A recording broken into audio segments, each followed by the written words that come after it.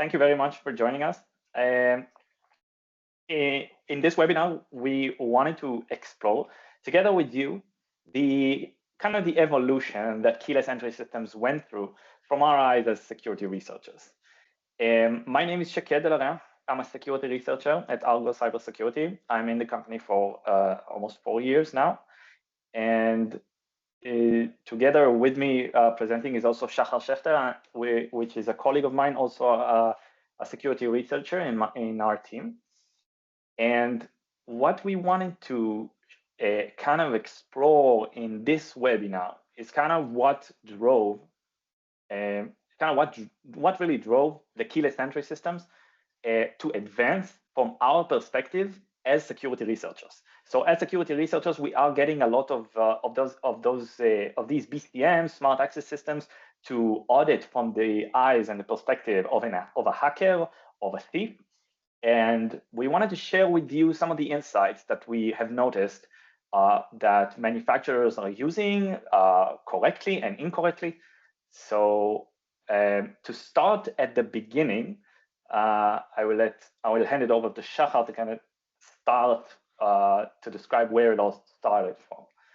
So, Shachar. Okay, thank you, Shaked. Yeah, so we are going to go today over 5 different technologies: the remote keyless entry, passive keyless entry, BLE proximity authentication, NFC, and finally ultra wideband. So let's start. The first one would be the remote keyless entry, which is kind of the first key fob that we are all familiar with. And we have keys on this key fob. When we press the unlock button, it transmits some kind of signal. The car processes the signal, verifies it, and unlocks the door. So let's consider a simple implementation where the same unlock signal is transmitted over and over again. In this case, an attacker may record the signal and replay it at a later time. And since it's always the same signal, he is able to unlock the doors and enter the car. So to mitigate this, we need to make sure that the signal transmitted by the key fob is always different. And we do this using something we call rolling code. So we have here some kind of an example of an implementation for a communication between a key fob and a vehicle. And in our protocol, we will have 1 byte for the command, 0 for unlock, 1 for lock, and 4 bytes of rolling code. The rolling code would be generated using some kind of cryptographically secured pseudo-random generator. So that means that the rolling code is not predictable. Only the key fob and the vehicle knows what would be the next rolling code. And so when we press the key fob unlock button for the nth time, for example, it will transmit rolling code XN, and the vehicle, if this is the expected code, will unlock the doors. So let's verify that replay attack is not feasible right now. So the user presses the unlock button and transmits unlock signal with rolling code XN. And since it's the expected code, the doors would unlock. In the same time, the attacker will record the signal. And so the attacker knows rolling code XN. Later, the attacker will go back to the car and try to transmit the recorded signal. But since the car already received rolling code XN, it now expects rolling code XN plus 1. And so it will reject the signal and the doors would stay locked. So replay attack is not feasible after applying rolling code. However, we can consider a different type of attacker. And in this case, the attacker will be able to also jam the signal while recording it. So jamming basically means that the car does not receive the signal, and we can do this by transmitting at the same frequency of the key fob, for example. So let's see what the attacker can do. So the user presses the unlock button, and we have the 0 byte, which indicates an unlock signal, and the rolling code X1. The attacker will jam the signal and record it. So the door stays locked, and the user is a little bit confused. Will probably press the unlock button again, and this time the key fob will transmit the second rolling code X2. And again, the attacker will jam the signal and record rolling code X2. And immediately afterwards, we can take the first recorded signal with rolling code X1 and transmit it to the car. So X1 is the expected rolling code. The doors would unlock, and the attacker still has rolling code X2. So the user enters the car, drives around, finally returns, park the car and lock the doors by transmitting rolling code X3 with a byte of 1, which indicate lock. So the attacker will again jam the communication and record the signal, record rolling code X3, and take the previously recorded signal, rolling code X2, modify the unlock signal to a lock signal by simply modifying the 0 byte to a byte of 1, and transmit this to the car. So X2 is the expected rolling code, and so the doors would lock, the user will go away, and finally the attacker may go back to the car, take the last signal we recorded with rolling code X3, modify this lock signal to an unlock signal, again by modifying the 1 byte to a 0, transmit this to the car and unlock the doors. So what we can learn from this? So it's problematic if the attacker may take different signals and reconstruct new ones. We don't want the attacker to be able to create new signals that the car will process.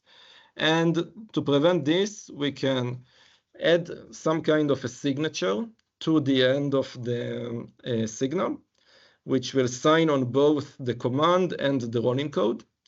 And this means that we can't really modify the command to a different byte because the signature will not be correct. Another option is to encrypt the whole message, and we will get the same result. Okay, so let's summarize the RKE. We talked about two attacks, the replay attack and the roll jam attack. We want to apply rolling code to protect against the replay attack. We should sign and encrypt the messages transmitted transmitted by the key fob and verify those on the car side. And finally, we would also like to talk about rollback attack, which is kind of a newly discovered attack from 2 years ago, I believe. And it's an example that still some kind of bad implementation may result with different variations of the roll jam attack. Okay, so let's move on to the next technology, the passive keyless entry system. And in PKE, the communication is passive.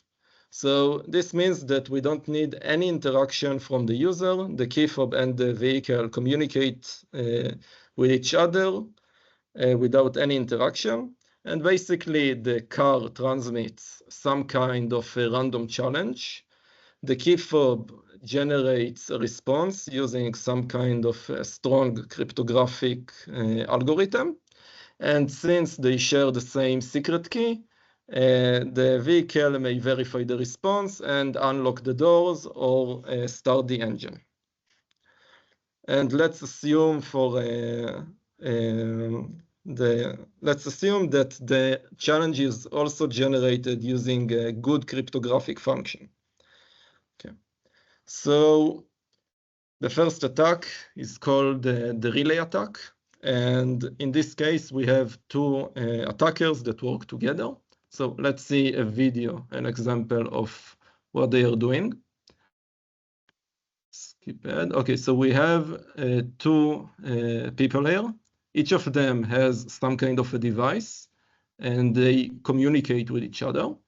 One of the attackers stays near the car, the other one goes around the house, trying to get as close as possible to the key fob, and finally they can enter the car. And then they can do the same to start the engine. So they need to do this because the PKE itself doesn't work for long distance, because otherwise, even if I'm at my house, then someone may come to the car and open the doors. So the relay attack basically tries to overcome the distance limitation and still unlock the doors. And this is the result of the communication being passive. So let's close this. Okay, so what happened here? So we have one attacker near the car, the other one is near the key fob, and attacker A triggers a challenge from the car. It usually happens when you try to open the doors, for example. So attacker A forwards the challenge to attacker B, which transmits it near the key fob.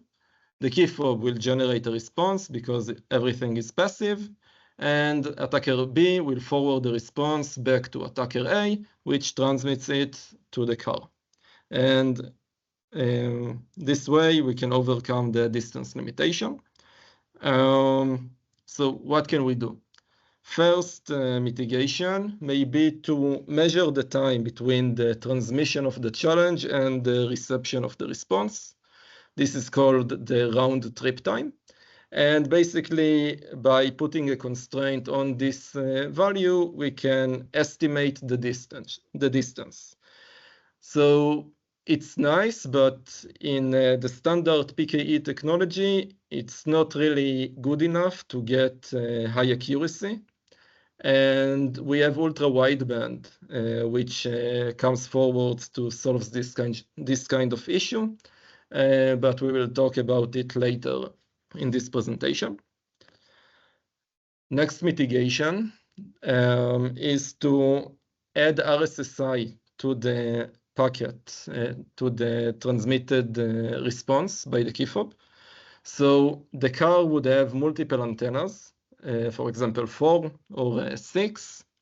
Each of those antennas will transmit the challenge, and the key fob will measure the RSSI, which is basically the strength of the signal, and sends it to the car.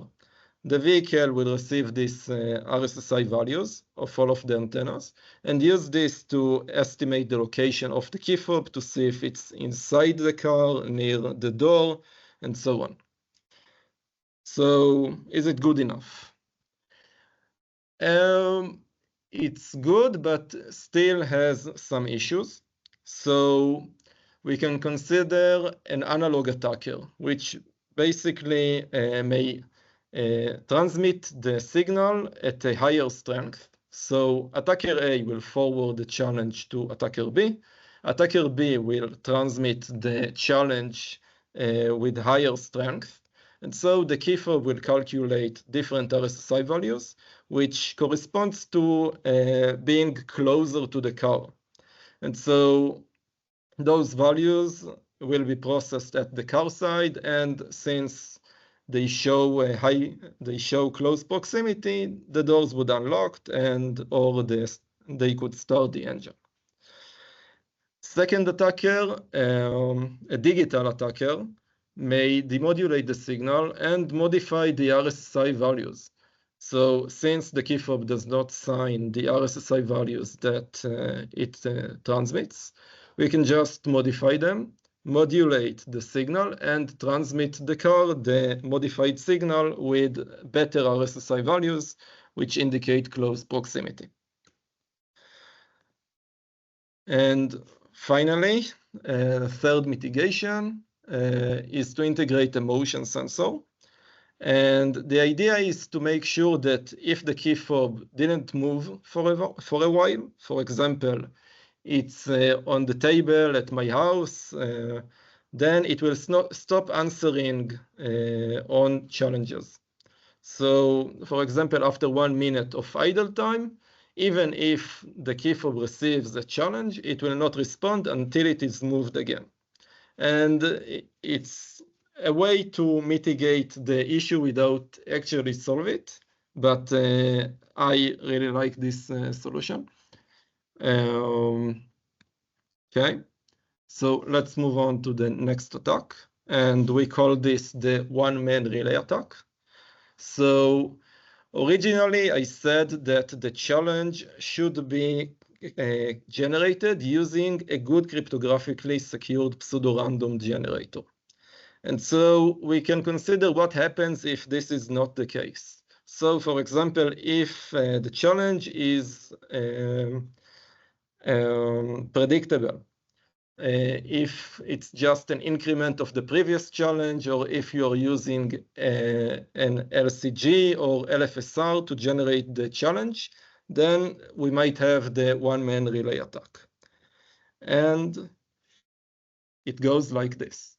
So we have only one attacker, and he goes to the car and triggers a challenge, and it predicts the next challenge. What would be the next challenge when it will go back to the car?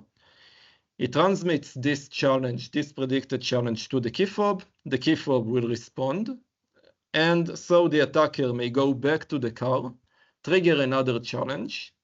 If the new challenge is the predicted challenge, then we already have the response. We can simply replay the response recorded from the key fob and unlock the doors, then do the same to start the engine. So we have two ways to mitigate this. Each of them is good. So the first one is to really make sure that the challenges are not predictable, to use a good CSP RNG with high entropy seed. And another option is to sign the messages, the challenges transmitted by the car. And so even if the challenge is predictable, the attacker can't really send the challenge and receive a response from the key fob because he can't sign the challenge. Okay, so let's talk about the key points from this part. We talked about the relay attack and the one-man relay attack. We want to make sure that we are using a good random function with high entropy seed. RSSI values should be signed or encrypted. We want to apply motion sensor in key fobs. And it's also worth considering to sign the challenges sent from the car and verifying those on the key fob side. Okay, so now we kind of change the hardware. We don't really need a key fob anymore because everybody has a smartphone in their pocket. And so we want to start unlock and start the engine of the car using our smartphone only. And in this case, we have different technologies. One of them is BLE, for example, and the other one is NFC. And so they both work similarly to the PKE. We have some kind of a challenge transmitted and a response generated. In BLE, we still have the RSSI values, which are transmitted. And so the analog attacker we talked about previously still works. We have an example of a relay attack on Tesla. And for NFC, we also have the same relay attack issue. However, the technology makes it a little bit harder because we need to be really close to the key fob and to the car. And this is kind of a limitation of the technology itself. Anyway, what's really good about using a smartphone for BLE and NFC is that if we have some kind of a security issue, for example, it's really easy to upgrade the application on the smartphone to kind of try and mitigate the issue. And in the case of the physical key fob that we usually have, it's a little bit harder. Okay, so from now on, we will move to ultra-wideband, and Shaked will continue. Thanks, Shahar. So we now understand that key fobs are good. They were here with us for a long time, for many years, but it's time to kind of advance towards having our keys in our phones because it's more convenient, because it could be passive, because it could also be updated in a much easier fashion than what we have with key fob. So the first step towards that, as we believe, as we see it right now, is a consortium called the Car Connectivity Consortium, the CCC, Digital Key Standard. Basically, this defines how we are going to use all of these technologies and use them in our phone in a fashion that is completely agnostic to any operating system, and in the future, hopefully, for any other car. So when you have a digital key signed on your phone, it could be used for this car or for the other car. It could be Android, it could be iOS. The consortium has really gathered the phone manufacturers as well as car manufacturers together, and this is a very interesting and cool project. The architecture that it defines is also quite comprehensive. It's not only just uses a single technology to communicate, to define the communication between the device and the vehicle. There's also backend involved, and there's also the ability, by the fact that you have your digital key on your phone, it could be shared with a friend. It could be shared with, if you're on a rental service, the digital key could reside on your wallet app for this amount of time, and then it would be revoked. So everything is defined in the standard in a pretty comprehensive way, and this is kind of how what the future holds for us, it seems. So how is that going to be really implemented? Because so far we heard about these technologies which are good, but also kind of flawed. And this is where ultra-wideband comes in. We heard about it mostly from the iPhone or the AirTag, which most of us have heard about it, but it's also a very good solution for automotive purposes. And the reason for that is that it provides not only better security, but also better ranging accuracies. At the same low energy cost that we have gone used to when using key fobs or BLE or NFC for that purpose. And the reason for that, the way that differentiates ultra-wideband from these other RF protocols is the fact that ultra-wideband, as its name suggests, uses an ultra-wide band for the communication. For the modulation of data is actually happening over pulses, which occur over a very large bandwidth. This allows a very good bandwidth and very high speed, and also by that we can have much better accuracies when we are reporting our range. But how does ranging really work in ultra-wideband? So the difference between ultra-wideband and the other ways of measuring via RSSI and all of that is the fact that we are using time of flight measurement. And the way to do that is to exchange a few messages between what is called an anchor and a tag. The names are not really that important. It's just two parties that want to understand how far one is from the other.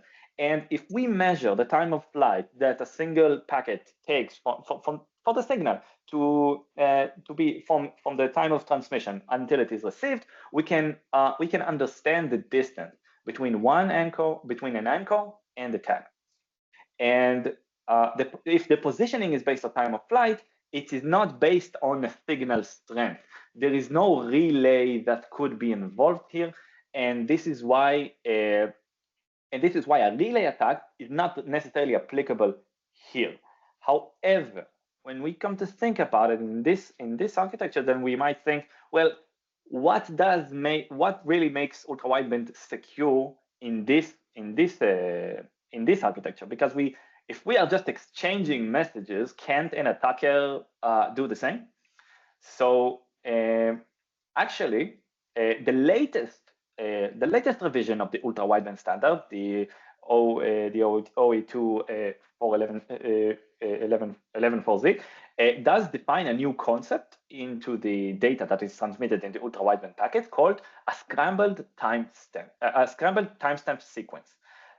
This is similar in the concept of a rolling code, but it is defined to be cryptographically secured. It is a pre-shared secret that is shared between the two parties that could be shared not in a ultra wideband communication session. It could be transmitted and it could be exchanged in a BLE session, which does provide the security we need. It could be pre-shared during pairing. So we have two parties which are sharing the same secret value, and the STS is derived from that secret value, from that secret seed. And since this is cryptographically secure, then the next STS that is generated every time is very, very difficult to predict. And the usage of AES and the AES and the secret pre-shared key does make it a lot harder for an attacker to kind of spoof this kind of message. So can't this be attacked? Not in a practical way. When a ranging session is being, when there is a ranging session between an anchor and a tag, this is the data that is transmitted between them. There is actually no raw data that is being transmitted during that time, only the STS. And the reason for that is that during the ranging, we want to be as accurate as possible. We don't want to transmit more data than we need to, and we just need to make sure that that they are somewhat secured. In order to secure them, then we will have to add the STS there. Ultra wideband does allow for arbitrary bytes to be added to the packet, but this is not necessary during a ranging session. It could be necessary, and it could be very useful that after the single exchange happens and we want to share the time recordings of the received packet here and the received packet there, then we could exchange data, which could also be encrypted. But for the ranging, we are only using STS for that. And I apologize, I made a mistake. The standard is 802.15z. And not what I said previously. So the ultra wideband is defined in this IEEE standard. So this is the packet that is being transmitted and it's being received on the other on the receiver. And what's interesting here in ultra wideband is the way that this is compared. So we are sending a secret value, not a secret value, we're sharing an unpredicted value, the STS, and we expect the receiver to check whether the STS is what it is expected to receive or not. And the way to do that is not actually to do that in a bit-by-bit fashion. We do not demodulate the signal and digitally compare the STS with what we expect. For performance reasons, in order to have to do that quickly, we are doing what is called a channel impulse response, which briefly speaking, it's much more complicated than it sounds, but briefly speaking, it compares between the analog signal that is received, that's been received, and the analog signal that we expect to receive. And we are doing a correlation between these two signals, and this correlation changes over time as the signal is received. So when I'm transmitting just random data that is completely unrelated and it's not even in an ultra wideband structure, it makes no sense, then the correlation between noise and the expected signal would be low. However, once the true signal is being received, then this would mean that there would be a high correlation peak when this signal is received.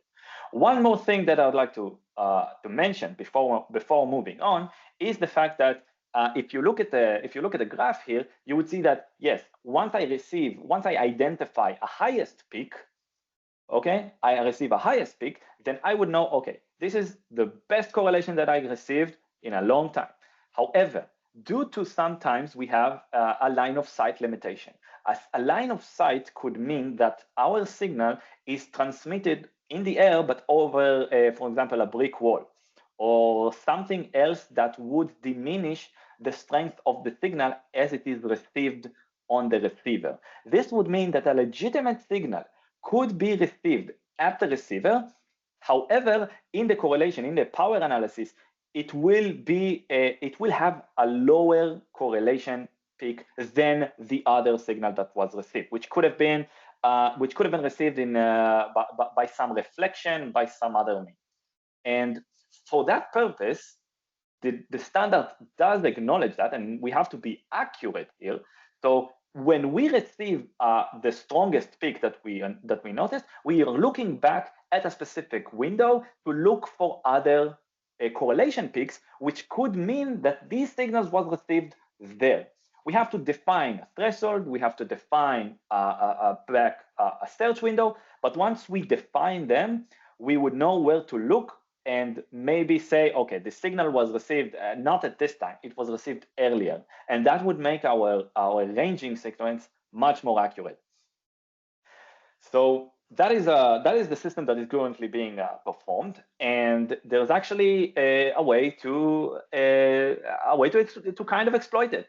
So there is this work by ETH Zurich, which was published in 2021, originally in NASCAR and also in Usenix. So it is called GhostPeak. You will see why in a moment, and it was the first paper to present a practical distance reduction attack on exactly this mechanism. So on ultra wideband ranging with STS. So what the paper suggests, the basic principle of this attack is the fact that this comparison of the STS is performed with this correlation analysis. So if you get a peak, okay, then you are looking back to see if there's another peak that was received before. And it could be, in many cases, in many times, this is really the case. However, they found that if they somewhat generate a signal that, since they do not know the STS, they will use the same structure of the signal with a random STS. However, they will be transmitting it at the same time, kind of interfering with the real signal. This would, if you think about it, it will generate some kind of noise into the correlation computation that is being performed on the receiver. This would mean that eventually this is not, the STS is not checked digitally. It is checked with a correlation analysis. So if we are able to somewhat introduce some noise into this computation, the receiver would sometimes falsely see, when it looks back for previously received peaks, it would maybe receive, due to noise, it will maybe receive a fake correlation peak, or a ghost peak, if you will.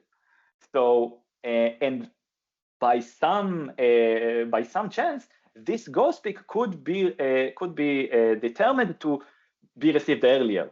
So earlier than the real signal that was received. So eventually the receiver will think that the target is much closer to it than it really is in the air. The result of the paper were actually very impressive. For example, the NXP SR150 was checked with an iPhone, and the attacker device was placed really close to the iPhone, and they actually managed to reduce the distance measured on the iPhone from 8 meters to 0. And so practically, it's really impressive. But we have to remember that the attacker doesn't have control, since this is all probabilistic. This is all based on the correlation hit success that you are able to get on the receiver. You never control the amount of meters that you take off the real measurement. You also cannot determinedly succeed in the distance reduction, because again, this is all random. So based on the results presented on this paper, which is impressive which is completely impressive nonetheless. The highest success rate that was able to achieve was around 4.25%. So still impressive, but it is not 100% deterministic attack that would work every single time, such as the relay attack or a replay attack on an RKE that is completely reliable. And add to that the fact that you do not always control the amount of distance that you reduce. So add that. So Ghostpeak is a very important landmark in this context of ultra wideband. However, we wanted to look at it from an automotive perspective because we get to see these systems that are implementing ultra wideband as kind of a solution for secure ranging for automotive. And this specific paper did not test this on receivers which are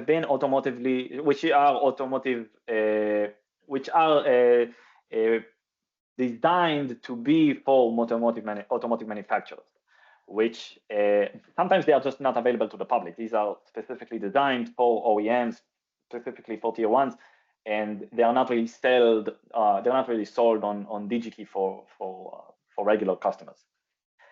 Also, if we come to think of some kind of a mitigation in terms of architecture, like how would we design our vehicle in a way that will not be completely vulnerable to this kind of attack, then we have to remember what this attack is really about. This is an indeterministic attack that works sometimes, but definitely could work. It could definitely hit our receiver. So, but when we design our vehicle, we were most likely not going to use a single ultra-wideband receiver. We are probably going to spread them out across the vehicle to triangulate exactly where is the owner of the car is actually located. This could be for convenience reasons because we want to unlock this door or that door. We want, or maybe the back door. And also, so that means that if we are able to attack, like we are placing attackers on all of the antennas, let's say that this is 4 ultra-wideband antennas, then we would have to hit all of the 4 at the same time, which reduces the probability of something like this to succeed. But let's say that we have to remember that if we design our system that way, we are all of the antennas are feeding continuous data into the central ECU that eventually decides what to do with the ultra-wideband measurement, with the ranging measurement. If this is a continuous stream of data, then a single hit of 4%, 2%, 3% success rate could be ignored when we are looking at a moving average, for example. If this is some other more complex computation, then a single drop in the measurement could be discarded as noise, and it could be discarded by the ECU. Not to mention the fact that we have to keep these attacks in mind when we are designing the code of the ECU to not only ignore that as noise, but maybe think about it as an attack. So this is kind of how we see it. It could be like an architecture that is somewhat proof to this specific attack, which we know could have an effect on ultra-wideband devices. So to kind of conclude what we had so far is we know that keyless entry systems are very convenient, but they have been vulnerable to security breaches all the time. And it's very difficult to replace them, obviously, because a lot of the vehicles that we have today have been designed and manufactured a long time ago. But despite this technology, despite these advances in technologies, in ultra-wideband and BLE, this can introduce vulnerabilities, not only in the distance reduction attack.